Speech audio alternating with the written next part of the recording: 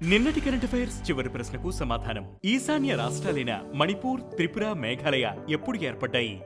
1972 జనవరి 21న ఈశాన్య రాష్ట్రాలైన మణిపూర్, త్రిపుర, మేఘాలయ అధికారికంగా ఏర్పాటయ్యాయి. అస్సాం నుండి వేరుపడి 1970 ఏప్రిల్ 2న స్వయం ప్రతిపత్తి సాధించిన మేఘాలయకు 1972లో పూర్తి రాష్ట్ర హోదా దక్కింది. ఇక అదే తేదీన కేంద్రపాలిత ప్రాంతంగా ఉన్న మణిపూర్, త్రిపుర కూడా రాష్ట్రాలుగా ఏర్పడ్డాయి.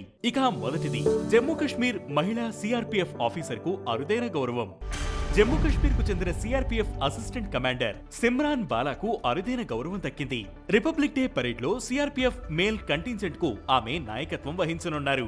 గతంలో పలు మహిళా ఆఫీసర్లకు ఈ తరహా అవకాశాలు వచ్చినా 140 మందికి పైగా ఉన్న మేల్ కంటింజెంట్ ను ఓ మహిళా ఆఫీసర్ కమాండ్ చేయడం ఇదే తొలిసారి. రాజౌరి జిల్లా నుంచి ఈ గౌరవం దక్కించుకున్న తొలి మహిళగా సిమ్రాన్ నిలిచారు. ఇక రెండవది రెస్పాన్సిబుల్ నేషన్స్ ఇండెక్స్ లో భారత్ కు 16వ స్థానం.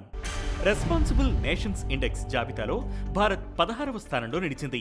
వరల్డ్ ఇంటెలెక్చువల్ ఫౌండేషన్ 154 దేశాలపై ఈ సర్వే చేపట్టింది. పౌరులు, పర్యావరణం, గ్లోబల్ కమ్యూనిటీకి సంబంధించి దేశాలు తమ అధికారాన్ని ఎలా సద్వినియోగం చేసుకుంటున్నాయి అనే అంశాలపై ఈ ఇండెక్స్ రూపొందించింది. ఇక మూడవది భారత్ జీడీపీ గ్రోత్ 7.3% అంచనా వేసిన ఐఎంఎఫ్. 2025-26 ఆర్థిక సంవత్సరానికి సంబంధించి భారత్ జీడీపీ గ్రోత్ 7.3% ఉండనున్నట్లు అంతర్జాతీయ ద్రవ్యనిధి అంచనా వేసింది. ఆర్థిక స్థిరత్వం, దేశీయంగా డిమాండ్ పెరగడం, ద్రవ్యోల్బణం మెరుగవడం మొదలైన కారణాలే ఈ గ్రోత్ కు కారణమని ఐఎంఎఫ్ పేర్కొంది. ఇక 2026లో గ్లోబల్ ఎకనామిక్ గ్రోత్ 3.3% ఉంటుందని అంచనా వేసింది. ఇక నాలుగవది భారత్ యుఏఈ మధ్య కీలక ఒప్పందాలు. యుఏఈ అధ్యక్షుడు షేక్ మహమ్మద్ బిన్ జాయిద్ అల్ నహ్యన్ భారత్ పర్యటనలో భాగంగా ఆ దేశంతో పలు కీలక ఒప్పందాలు జరిగాయి.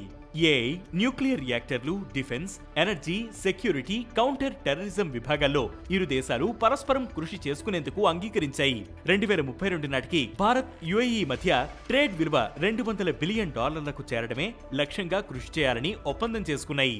ఇక ఐదవది చైనాలో భారీగా తగ్గిపోతున్న జనాభా. చైనాలో వరుసగా 4వ ఏడాది జనాభా క్షీణించింది. 2025లో 33.9 లక్షలు తగ్గి 140.5 కోట్లకు చేరింది. జననాల రేటు 5.63గా నమోదై రికార్డు స్థాయికి పడిపోయింది. మరణాల రేటు మాత్రం 8.04తో 1968 తర్వాత గరిష్ట స్థాయికి చేరింది.